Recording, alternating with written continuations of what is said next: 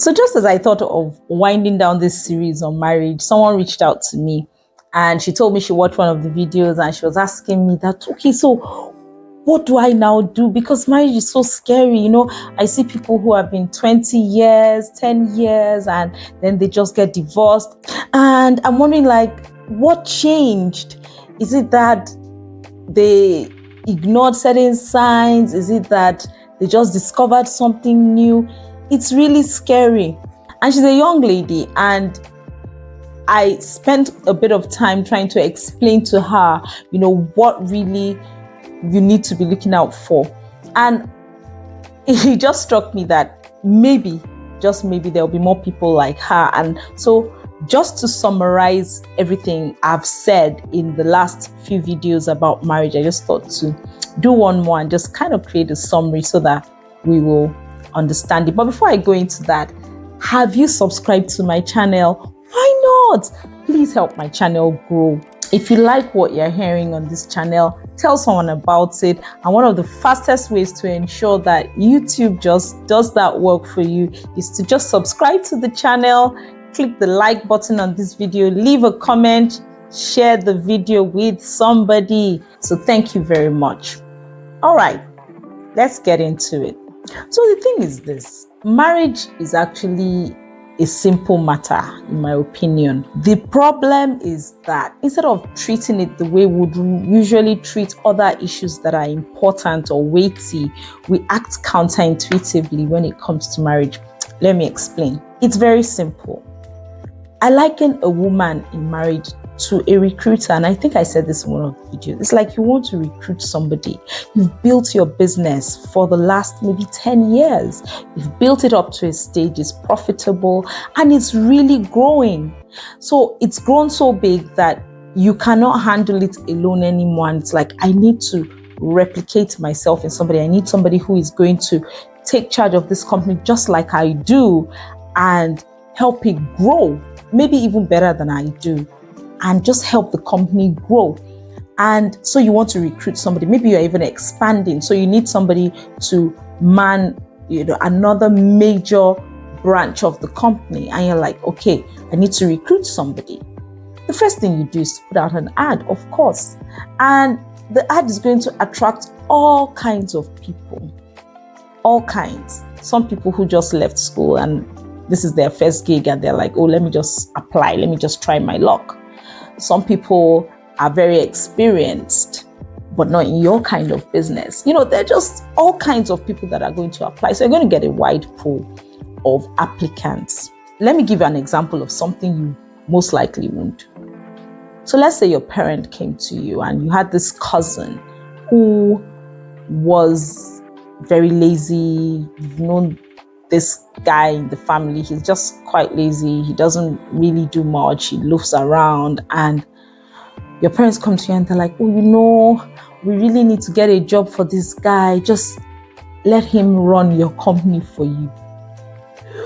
You know the struggle. I mean, if you've been an entrepreneur, you know the struggle that you've used to build this business and make it profitable. Grow it to the point where it's now getting branches. And then your parents come to you with this sentiment and say, you know, yeah, just help your cousin, help him. I bet you will fight that with everything you have. You will say no. You will tell them, look, Mom, I will find him something else to do in the company, but he cannot run this company, because you know what it took to build it to that level. So that's one of the first things we won't do. And you say, well, my parents liked him or my family liked him, but he didn't really sit quite right with me. My goodness. I mean, it's counterintuitive if you now say, oh yeah, just because of my family, I'm going to marry the guy. Remember, this is your life we're talking about. You've managed your life. You've carefully thought about the places you will go. You've carefully thought about the things you take in. You've carefully built yourself up in a certain way. Maybe you have a degree, you have a master's. You just want to hand all that over to some low life just because your parents said. You don't want to make your parents upset. Really?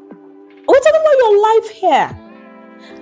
I'm all for parental consent. It's very important that your family, if they're saying things about this person, they're not accepting the person you want to marry, it's a red flag. But you can't just take someone just because your parents like the person when there is nothing cogent. I mean, there is nothing you can take from this person, or nothing that this person brings to the table, or nothing you can see in this person, or you can see a lot of red flags in this person. My goodness. What happens most times when it comes to marriage is that we act counterintuitively. We let our emotions lead the way. Take this down. Emotions are bad leaders. Emotions can't lead you. Whether happiness, whether satisfaction, whether anger, good emotions, bad leaders, emotions cannot lead you because they are temporary. Whatever emotion you're feeling today can change in an hour. So please, don't let your emotions lead the way. You've already seen things that, oh, this guy, he scares me. I can't say my mind when I'm with him. We can't talk. We don't talk. We're not friends. And you're saying, well, nobody else is coming. My God. I once met a young lady who was raped by her aunt's boyfriend at the time. He came to her aunt's house, found her at home alone, and raped her. And she was only like 10 or something. The aunt came home, found her in a pool of blood, and rushed her to the hospital, begged her not to tell her parents, to keep it their secret, and promised never to have anything to do with the guy. 4 years later, she married the same guy. And when the matter became public, she's like, oh yeah, I had nobody else was coming. Really? And then you're going to come and cry to us on social media one day and tell us, oh, my husband raped my nanny, he's this, he's... I mean, you saw it now. And the thing is this, people are nice. They'll be like, oh, sorry, pray about it. But guess what? You're the one going to be sleeping on that pillow every night. You're the one going to be saddled with that man. And like I said, even if you choose to leave, you've gone through a horrible, traumatic experience that may leave you scarred for the rest of your life. Sometimes the wounds heal. Sometimes they don't. Sometimes they have far-reaching implications. So why do you want to get on that journey? Why? We can't afford to act counterintuitive. Your intuition is telling you there's evidence you can see, and you still want to take that journey. Come on. It's not a difficult matter like that. We handle these things every day. We take meaningful decisions every day. It's different if you were not informed, but there's so much information today that you can't afford to make that kind of blatant mistake. Most times, the lines are written there. I mean, sometimes maybe, oh, he was cheating before you got married. Now you feel like, oh, don't worry, I'll marry him, I love him, blah, blah, blah, blah, blah. And then you get married, and the same thing you endured before, you're now crying that you can't endure it. Please now, help yourself. Help us to help you. So, chemistry, that feeling of love and butterflies and all that, it can grow and it can wane. And it will wane.